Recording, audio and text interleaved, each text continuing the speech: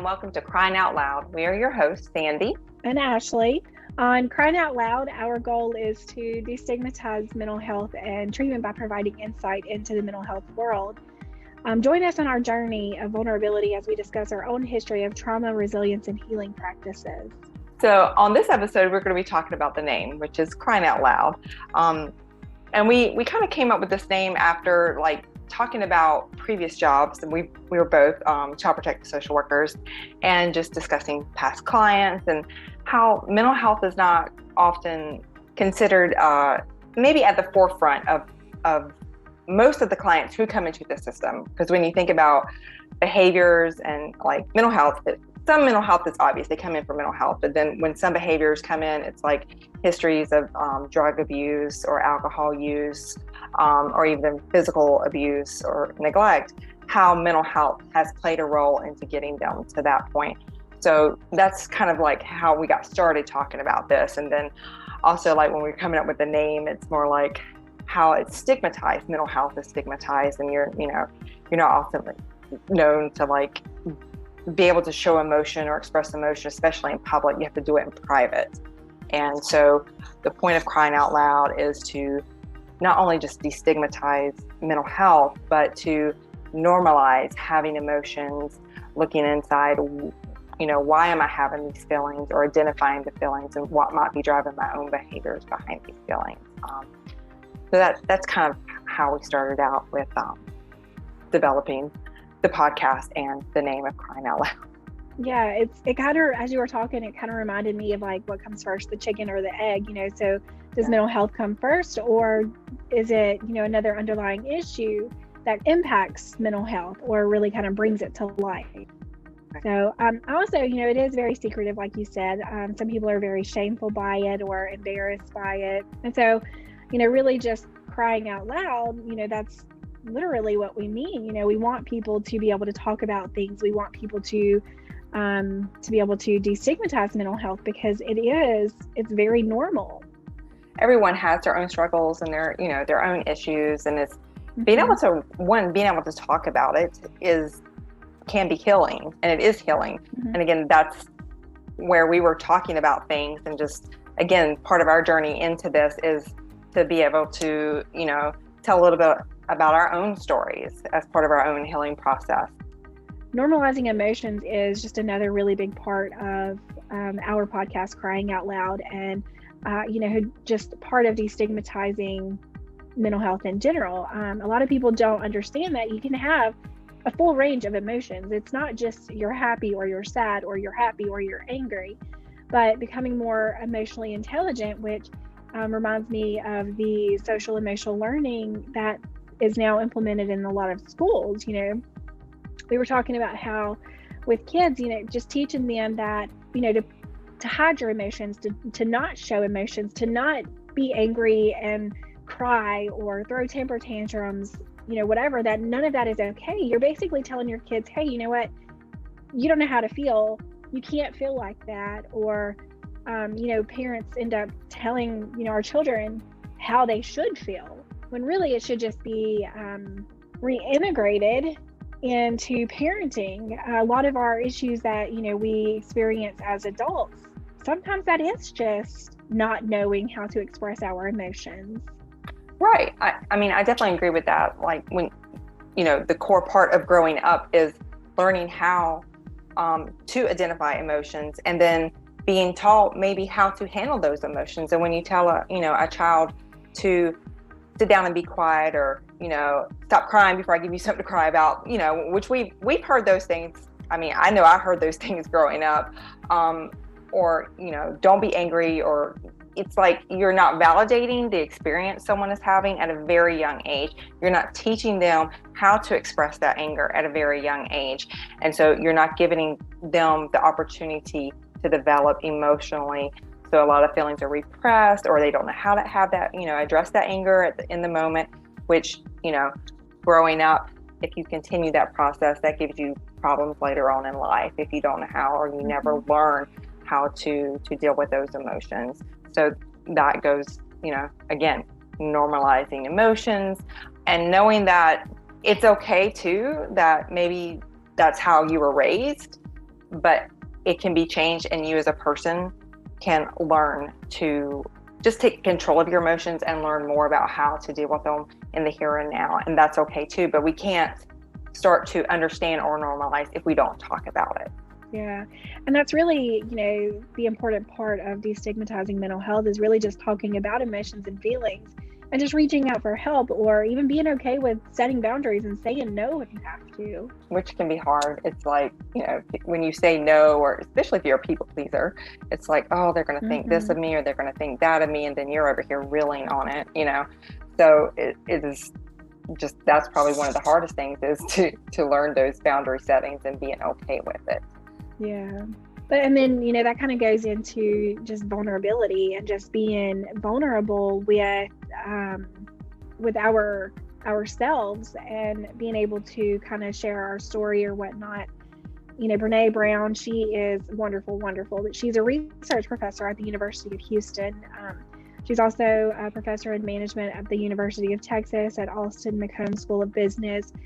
She spent the past 2 decades studying courage, vulnerability, shame, and empathy. And she is the author of Dare to Lead, one of the books that we had to read.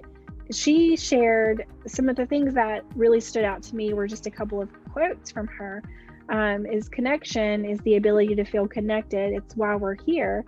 It's what gives us purpose and meaning to our lives. So we have to be able to connect to other people, really, in order to, I feel like, to have a purposeful and meaningful life. Like, I feel without connection with others, that might cause some mental health struggles where we don't feel connected with others and we feel alone or secluded even.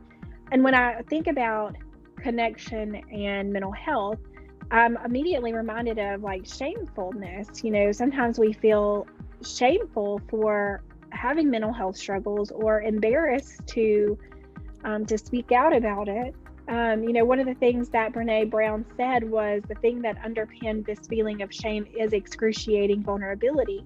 And the idea is that in order for connection to happen, we have to allow ourselves to be seen. And she also said, I believe that you have to walk through vulnerability to get courage, therefore embrace the suck, which I really appreciate, because it does suck. I mean, just being vulnerable it's hard. It's really hard. What I do like about this, and I think having the opportunity to listen to her through, different speaking engagements and TED Talks, and reading the book and just learning more about her, it gave me time to reflect on myself as a person and learning to be more vulnerable. Just always trying to put up, for me, like this front of always, they call it a mask, kind of like, oh, everything's perfect, everything's fine and dandy, but never, like, I guess, really sharing my own experiences, which loses that part of connection that I have probably been looking for and needed to kind of sharing my own story, which is a healing process. So I really like learning her take on it and the research she's done on it, and it really gave me pause to learn how to start opening up a little more about my own life and what I've been through, and to start building connections in a different way, I guess, in a more authentic connection. I think that would be not only friendships, but even with my husband, being able to share with him where normally I would shut down. Because like, he knows me the best, and it's still like, I wouldn't tell him what's on my mind or what I'm really thinking or this and that, just out of shame, or like, I shouldn't be feeling like this kind of thing. But to hold it all in, I think, is, people say it's got to be strong kind of thing, but holding it all in all the time is not healthy. And that's part of being vulnerable, knowing that it's okay to express yourself and to have feelings, but also learn how to identify those feelings. Right. We have to be able to help ourselves before we can help others. And it's kind of cliche in our field, but the air mask, the oxygen mask on the airplane talk, or the analogy, you can't, if the plane is going down, you have to use the air mask or the oxygen mask yourself first before you can help other people. And it really is true, our environment is important, but if we have not healed, if we have not walked through our own trauma, we can't really help someone else walk through that same trauma or similar trauma, because we don't all have the same trauma, of course, but we really do have to be healed ourselves in order to be able to help somebody else along their journey. I think learning those healing practices and becoming aware of things that are either one triggers or that are, lead you to be connected to people who might be toxic or to stay in toxic situations. When you start identifying and learning those areas, then you are also building a connection of a social network of people who are also going to be a more of a support system, more of a positive support and life structure. So you're going to continue to thrive on a personal level and then on a social level, because you're not, I don't want to say attracting, but we do tend to put off people if they're going to be manipulators, they're going to be drawn to people who can be easily manipulated. And so you begin to learn how to build more positive relationships, basically, and to weed out those people and put those boundaries in place so that maybe you're not always the one that's being called on to do things like that kind of thing. So you're just from the inside out is definitely taking care of yourself first before you can take care of others. Yeah, well, and we've talked about it in the past about relationships and our not just like spouse, whatever, but friendships and acquaintances and our support groups and stuff. That environment is very impactful for our own recovery as well. Where we place ourselves is usually, in those environments, is usually what we're impacted by. And so if we're putting ourselves in negative environments, then obviously we're going to have negative outcomes, right? And so we need to always be pushing ourselves for healing and success. And in order to do that, we do have to be in those supportive environments. And that is, like you said, setting boundaries. And that's family, that's friends, that's saying no to, church members when they need your help with something. You may not be able to do it right then and there, I mean, it can be all different kinds of things. It literally is just extremely important to set boundaries. And it could be your spouse or even your child. Those are real things. Just for your own personal sanity, it's no, child, this is what the rules are. This is the expectation. And then, because then you're not in this battle back and forth, so having those clear boundaries and expectations in that way can be helpful too. That just made me think of why we actually chose the name Crying Out Loud, and how we were talking about, run into our closet and hiding to just have a moment, just to cry or, scream or whatever, just to have a moment, because we didn't feel like we could tell our children, no, give me 5 minutes. Right. I need to just process through this. And instead we are putting ourselves in the closet or the bathroom or wherever, locking ourselves in the bedroom, and which is fine. If that's what you need to do, then do it, But also I think it's very important to be able to explain to your kids, what, I'm upset because this is what I'm going through right now. And then not only does that show them emotions, our different emotions and how we handle it, but it's teaching them how to handle it healthy and appropriately. And then it's also teaching them that it's okay. It is okay to be sad. It's okay to be hurt. It's okay to, feel whatever it is that you're feeling. Yeah. And I think that builds the bonds, I think it builds a bond between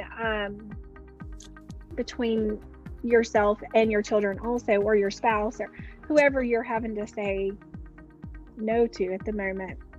So just picking up on that, definitely running to the bathroom, or when I'm mad, walking away and not saying anything.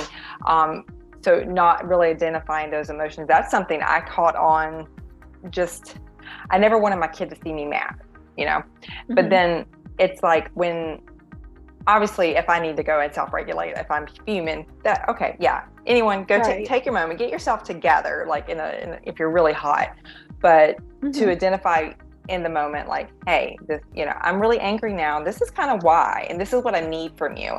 Because like you said, that is teaching them to kind of like do it, express it, acknowledge the feeling, and then this is why I'm this way, and then this is what I need from you, kind of thing. And then he's learning, for me, I have a boy, he's learning, like you said, to do it in a more healthy way. And that's with all the feelings. I think the most feeling that comes up in our house is feelings of frustration, and that it's okay though. So, but being able to identify feelings is to me, is so significant. I don't know what I'm feeling. Like we hear that a lot. And it's like, because for me, I feel like growing up, it was just, again, shut down. Just be happy. And it became like just this thing. So learning how to just identify and explain and express is a process for me, even at this age. So that's something I've always wanted to try to instill in him. And I had to realize he had to kind of see me mad sometimes. And that's okay too. Even though, like for me, I was like, oh, I'm not supposed to be mad around my kid. No, it's okay, and giving myself grace for that. So. Yeah. But, as long as you're doing it in a healthy manner where you're saying, you know what, this is what I'm upset about right now, and this is how I feel. This is what anger looks like for me. This is what anger feels like for me. Then that's really the important thing. You're not just yelling and screaming at your child or at whoever, has made you upset, but just really talking through that and explaining those emotions and those feelings. That is setting our children up for success. So coming up on the next few episodes, we're going to be digging deeper into our own vulnerabilities as we share our perspective and stories of growing up and our journey into social work. So thank you for joining us for this episode. We hope you will join us next time as we continue destigmatizing mental health and treatment by providing insight into the mental health world.